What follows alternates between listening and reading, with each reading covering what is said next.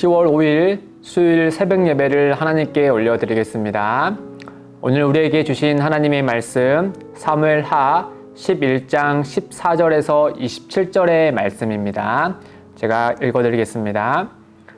아침이 되매 다윗이 편지를 써서 우리아의 손에 들려 요압에게 보내니 그 편지에 써서 이르기를 너희가 우리아를 맹렬한 싸움에 앞세워 두고 너희는 뒤로 물러가서 그를 맞아 죽게 하라 하였더라.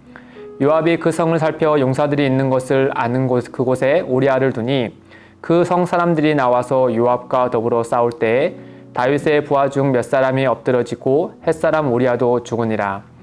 요압이 그 사람을 보내 그 전쟁의 모든 일을 다윗에게 보고할세 그 전령들에게 명령하여 이르되 전쟁의 모든 일을 내가 왕께 보고하기를 마친 후에 혹시 왕이 노하여 내게 말씀하기를 너희가 어찌하여 성에 그처럼 가까이 가서 싸웠느냐 그들이 성 위에서 쏠 줄을 알지 못하였느냐 여룻베셋의 아들 아비멜렉을 쳐 죽인 자가 누구냐 여인 하나가 성에서 맷돌 윗짝을 그 위에 던짐에 그가 데베스에서 죽지 아니하였느냐 어찌하여 성에 가까이 갔더냐 하시거든 내가 말하기를 왕의 종 햇사람 우리아도 죽었나이다 하라.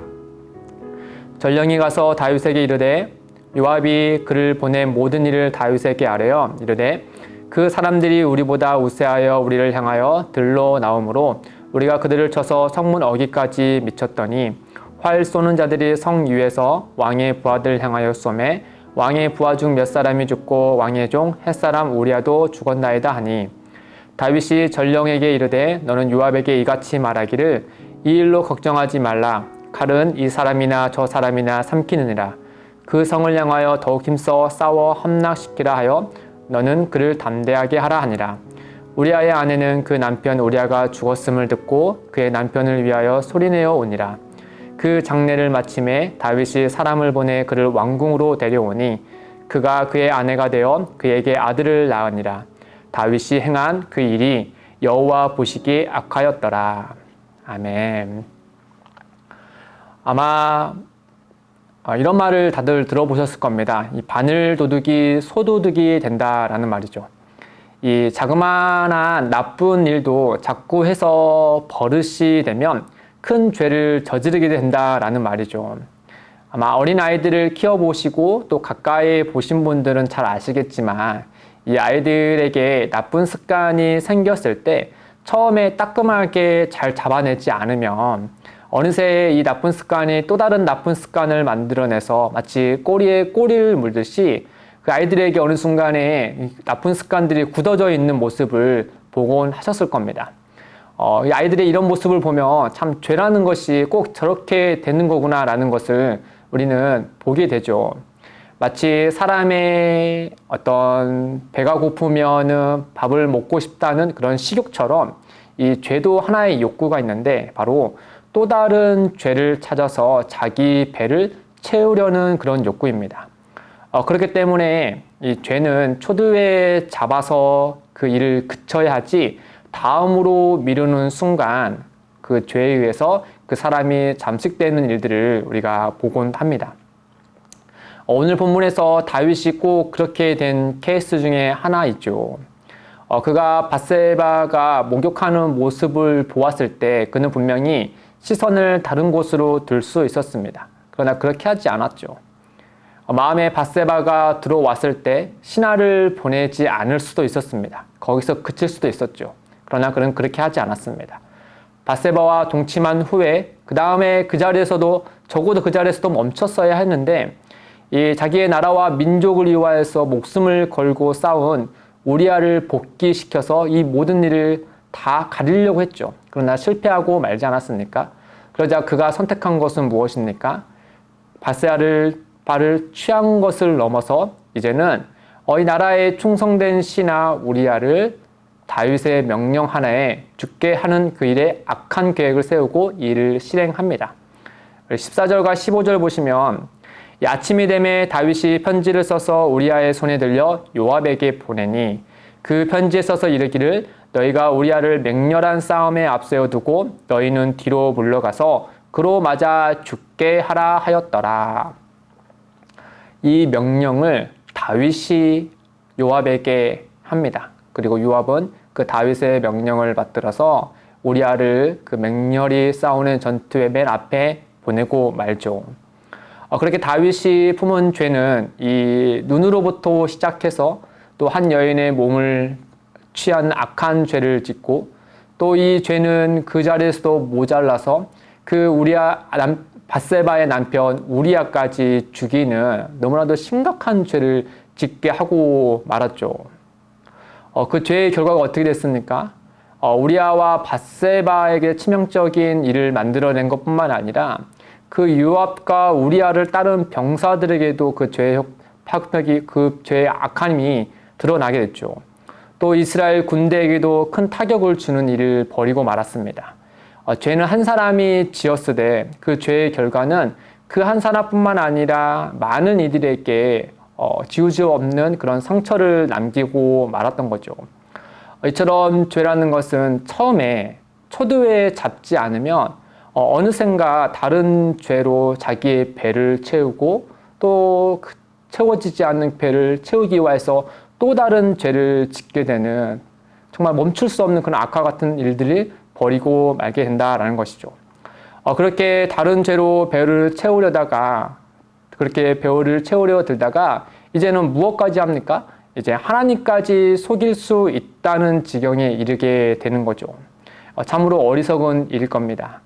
다윗이 우리아까지 죽인 후에 그 다음에 그가 행한 일을 보십시오. 27절에 보시면 그 장례를 마침에 다윗이 사람을 보내 그를 왕궁으로 데려오니 그가 그의 아내가 되어 그에게 아들을 낳으니라. 그 모든 일들을 아무도 모른 채 가리려고 급하게 밧세바를 자기의 아내로 삼아 버리죠. 우리가 알고 있는 다윗이 어떤 사람이었습니까? 우리가 골리앗과 전투에서 눈에 보이지 않지만 살아계신 하나님을 믿고, 그리고 골리앗에게 달려간 사람이 아니었습니까? 또 사울이 쫓아올 때마다 늘 하나님과 교제하면서 누구보다도 살아계신 하나님께서 자기의 마음과 또 앞일의 모든 것을 인도하시고 다스리시는 분임을 누구보다도 잘 알았던 사람이 다윗이었습니다. 그런데 지금 다윗이 그 죄로 인해서 무슨 짓을 하고 있나요? 바로 살아계신 하나님을 속이려는 악한 짓을 하고 있는 거죠. 우리아도 죽었으니 이 전쟁터에서 나라를 위해 죽은 충직한 신하의 그 아내, 곧 기댈 것 없는 그 과부를 왕이 신하를 이용하여서 왕비로 삼았다면 세상으로 하여금 이보다 더 좋은 일이 어디 있겠느냐라고 하면서 그는 하나님에 대해서 일도 생각하지 않고 이 악한 계획을 급히 처리해 버립니다. 하나님을 대해서 일도 생각하지 않고 심지어 하나님을 속이면서까지 말이죠. 이 죄라는 것이 이토록 무서운 것이죠. 처음에 시작된 죄를 바로 잡지 않으면 어느새 사람의 생각과 마음과 행동의 모든 것을 이 죄의 욕구대로 좌지우지해 버린다는 겁니다. 물론 우리가 죄에 대해서 계속 얘기하고 있지만 이 죄는 언제나 사람의 선택에 의해서 나타내기 마련이죠.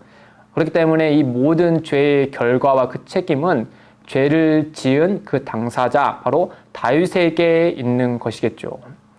우리는 다윗의 이런 안타까운 모습을 보면서 오늘 본문에서 우리가 이 죄를 어떻게 다스리면 좋을지 몇 가지를 좀 살펴보면 좋겠습니다. 첫째는 성도는 죄를 다스릴 수 있는 존재라는 것을 기억해야 한다는 것입니다. 창세기 4장 7절에 보시면 하나님께서 가인에게 이렇게 말씀합니다. 내가 선을 행하며 어찌 낯을 들지 못하겠느냐? 선을 행하지 아니하면 죄가 문에 엎드려 있느니라. 죄가 너를 원하나 너는 죄를 다스릴지니라. 이 가인의 동생 아벨의 제사와 달리 하나님께서 가인의 제사를 받지 않으셔서 이에 대해서 가인은 너무나 분해서 안색이 변할 정도였습니다. 이때 하나님은 가인에게 이렇게 말씀하시기를 죄가 너를 원한다. 너는 죄를 다스려야 한다 라고 경고하면서 또 그것을 이겨내라고 말씀하시죠. 즉 가인은 안색이 변하는 것으로 거기에서 그 다음 죄를 짓지 않고 멈출 수 있었습니다. 그러나 그는 자신을 원하는 죄에 의해서 그만 넘어가 버리고 말았죠. 다윗도 마찬가지였죠. 그는 언제든지 죄를 멈출 수 있었습니다. 무엇보다 밧세바를 처음 봤을 때 그 순간의 죄를 단칼에 잘라내어서 멈췄어야 했습니다. 다윗은 충분히 그때 죄를 다스릴 수 있었을 겁니다. 그러나 자신을 원하는 그 죄에 넘어가고 말았던 것이죠. 사도 베드로는 이 성도들에게 권면하기를 우리의 대적 마귀가 우는 사자같이 두루 삼킬 자를 찾고 있기 때문에 성도들은 근신하여 깨어있으라 라고 우리에게 말씀합니다. 마치 우리가 코로나 바이러스 때문에 외출 시에는 항상 마스크를 쓰는 것과 마찬가지로 늘 주의 말씀과 기도와 성령의 은혜로 깨어 있어야 된다라고 사도는 우리에게 말하고 있죠. 근신하여 깨어 있으므로 우리를 다스리려 하는 그 죄를 우리가 이겨내야 한다라는 것이죠. 혹시나 우리가 죄를 짓더라도 반드시 그 죄는 또 다른 죄를 낳는다라는 사실을 기억하고 그 자리에서 속히 끊고 하나님 앞에 회개해서 죄를 멈춰야 하는 것이죠.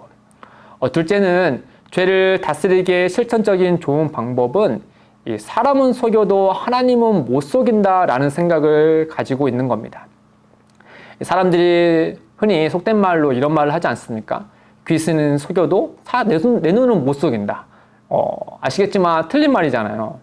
옳은 말은 사람은 속여도 하나님은 못 속인다라는 말이 맞는 거죠. 시편 139편 2절에 주께서 내가 앉고 일어섬을 아시고 멀리서도 나의 생각을 밝히 아시오며, 그리고 12절에 주에게서는 흑암이 숨기지 못하며 밤이 낮과 같이 비추나이다. 주에게는 흑암과 빛이 같음이니이다 라고 하나님 앞에 속일 것이 감출 것이 전혀 없다라고 말씀하고 있는 겁니다. 우리 하나님은 유일하게 사람의 마음 그 중심을 보실 수 있는 분이시죠. 생각해보면 내가 내 마음이 어떠한지도 잘 모를 때가 있지 않습니까? 그러나 하나님은 우리의 마음을 정확하게 아시고 또한 우리 마음이 지금 어디로 향하고 있는지도 정확하게 알고 계신 분이다라는 것이죠. 따라서 우리는 날마다 하나님 앞에 기도하기를 우리의 마음을 정결하게 해주시고 또 내 마음의 방향을 하나님의 뜻하신 선한 대로 나아갈 수 있도록 인도해 달라고 하나님 앞에 기도해야 하는 겁니다. 하나님은 다윗이 이전처럼 자신을 찾지 않을 때부터 그의 마음을 아셨을 겁니다. 그가 암몬과 전투에 그 전투에 참여하지 않을 때도, 또 군사들은 목숨을 걸고 싸울 때 한가하게 저녁까지 잠을 자고 있을 때 하나님은 그 마음을 미리 아셨을 겁니다. 그리고 어느 때와 같이 다윗과 늘 만났던 그곳, 그 시간에, 즉 기도하는 시간에 하나님은 다윗을 만나기 위해서 찾아오셨겠죠. 그러나 다윗은 늘 하나님과 만났던 그 장소에 찾아오지 않았고 점점점 그 횟수가 줄어들었습니다. 그렇게 하나님과의 만남의 횟수가 적어지다 보니 결국 살아계신 하나님을 인식하지 못하고 그 틈 속에 죄가 들어와서 그 죄의 속임에 넘어가고 말았던 것이죠. 사랑하는 성도 여러분, 우리 중에 누가 하나님을 감히 속이려 들겠습니까? 누가 죄를 다스리고 싶지 죄에 의해서 다스림을 받고 싶어 하겠습니까? 누구도 그런 사람은 없을 겁니다. 그럼에도 불구하고 우리는 다윗처럼 왜 이렇게 어리석은 길목에 스스로 갇히고 말게 되는 걸까요? 아마도 가장 기본적인 이유는 이 하나님과의 진실한 교제를 잊어버렸기 때문일 겁니다. 하나님과 진실한 교제 속에 우리는 늘 우리의 마음의 중심이 어떠한지를 그 기도함 속에서 또 주의 말씀 앞에서 보게 되지 않습니까? 그때마다 하나님의 도우심을 입어 마음을 정결케 하고 또 혹여나 옳지 않은 곳에 마음을 두려 할 때라도 하나님께서 우리의 마음을 책망하시고 그리하여서 옳은 방향으로 인도하고 계시지 않습니까? 기도 가운데, 말씀을 가까이 한 가운데, 하나님과 친밀한 교제 가운데 그 일들이 이루어지는 것이죠. 이렇게 늘 하나님과 진실한 교제를 이루는 것이야말로 근신하여 깨어 있는 것입니다. 사랑하는 성도 여러분, 오늘 이 아침에 하나님께 기도할 때 우리의 마음의 중심이 어떠한지, 또 혹여나 죄가 우리를 다스리려고 우는 사자와 같이 우리를 찾고 있지 않은지 우리 스스로를 살펴보시고 하나님의 도우심을 따라서 성도의 올바른 모습으로 살아내시기를 주님의 이름으로 축복드립니다. 함께 기도하겠습니다. 하나님 아버지, 오늘 다윗이 지은 죄가 또 다른 죄를 낳게 되어 결국 하나님까지 속이려 드는 지경에 이른 것을 보게 됩니다.